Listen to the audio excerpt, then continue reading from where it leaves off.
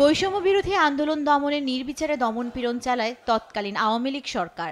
৮০০-র বেশি মানুষের প্রাণের বিনিময়ে পতন ঘটে শেখ হাসিনা সরকারের। বিজয়ের পর জুলাই আগস্টে হত্যাকাণ্ডের বিচার চেয়ে আন্তর্জাতিক অপরাধ ট্রাইব্যুনালে আসছে একের পর এক অভিযোগ।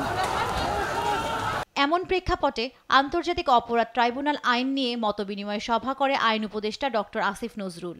এতে গণহত্যায় কোনো বাহিনী বা দলের সম্পৃক্ততা, গুম, যৌন নির্যাতনকে মানবতাবিরোধী অপরাধ হিসেবে গণ্য করা এবং জড়িত রাজনৈতিক দলকে ১০ বছর নিষিদ্ধ করা সহ ৮টি সংশোধনী প্রস্তাব করে মন্ত্রণালয়। এসব খসড়া সংশোধনীকে সাধুবাদ জানিয়ে আরও কিছু প্রস্তাবনা তুলে ধরেন বিশিষ্টজনরা। ব্যবস্থা নেওয়ার ক্ষেত্রে ১০ বছরে, সর্বোচ্চ ১০ বছরে এটাকে কনফাইন করছি। সেটা কেন করছি সেটা নিয়ে আমার নিজের মধ্যে একটু প্রশ্ন আছে। সেটা আমরা আনলিমিটেড রাখতে পারি। কয়েক মাসে যা হয়েছে এটার যে বিচার করবে এটা স্বচ্ছভাবে করবে, আমি সেটার জন্য ওনাদেরকে সাধুবাদ জানাই। এক্সপ্লেনেশনটাও যদি থাকে এবং আর্টিকেল 7(1) এর ফুল টার্মিনোলজিগুলো যদি থাকে, আমার মনে হচ্ছে অনেক বেশি কভারড হবে। প্রসিকিউটরস অ্যান্ড আদার যারা, তাদের যেন সেই প্লেসগুলো, যেমন আয়নাঘরের মতো যে সমস্ত জায়গাগুলো, এগুলো ভিজিট করার মতন তাদেরকে ওই ক্ষমতাটাই যেন তাদেরকে দেওয়া হয় এবং তারা যেন ইনভেস্টিগেশনের জন্য একটা দক্ষ টিম পায়। ট্রাইব্যুনাল মে অ্যাডমিট সাম এভিডেন্স। এখন মে অ্যাডমিট এই কথাটার মূল উদ্দেশ্যটা আসলে আমাদের বোধহয় বোঝা দরকার।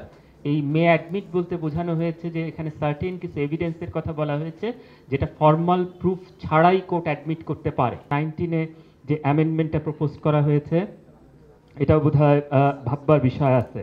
রাজনৈতিক দল নিষিদ্ধ সহ বেশ কিছু ইস্যুতে দ্বিমত জানান কেউ কেউ। ইমপ্লিমেন্টের জায়গা আছে আর আইনের জায়গা, this are separate, so I think separate রাখা উচিত।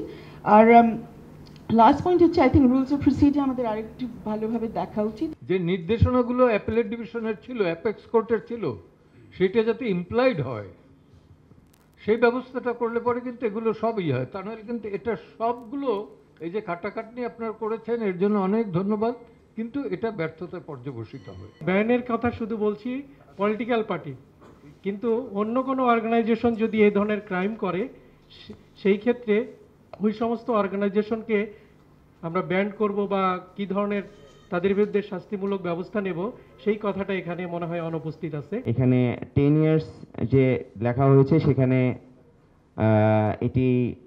এটি পরিবর্তন করে যেন এটি বলা হয় যে চিরদিনের জন্য, কারণ আমরা দেখেছি। 4টি অপরাধ নিয়ে নিজের ভাবনা তুলে ধরেন সুশাসনের জন্য নাগরিক সুজন সম্পাদক ডক্টর বদিউল আলম মজুমদার। নির্বাচনী অপরাধ, যারা গুরুতর নির্বাচনী অপরাধ করেছে, আমাদের গণতান্ত্রিক ব্যবস্থাকে ধ্বংস করেছে, আমাদের সংবিধান লঙ্ঘন করেছে, তাদের বিরুদ্ধে এই আইন প্রয়োগ হওয়া দরকার। আইন উপদেষ্টা জানান, প্রতিহিংসা নয়, বিচার কাজে আন্তর্জাতিক মান নিশ্চিত করাই অন্তর্বর্তী সরকারের লক্ষ্য। আমরা সর্বোচ্চভাবে চেষ্টা করব শুধুমাত্র আগের যে ইন্টারন্যাশনাল ক্রাইম ট্রাইব্যুনাল একটা বিচার যে আছে সেটার চেয়ে তো অবশ্যই অনেক গুণ ভালো, নিরপেক্ষ, গ্রহণযোগ্য বিচার হবে। আমরা চেষ্টা করব আন্তর্জাতিক বিশ্বের কাছে এবং এখানে বাংলাদেশে যারা প্রতিটা মানুষের কাছে যেন এই বিচার গ্রহণযোগ্য হয়। কোনো দলকে নিষিদ্ধ করা নয়, সরকার জুলাই আগস্টে শহীদ ও আহতদের ন্যায় বিচার পাওয়া নিশ্চিত করতে চায় বলেও জানান ডক্টর আসিফ নজরুল। জান্নাতুল মোহনা, দেশ টিভি, ঢাকা।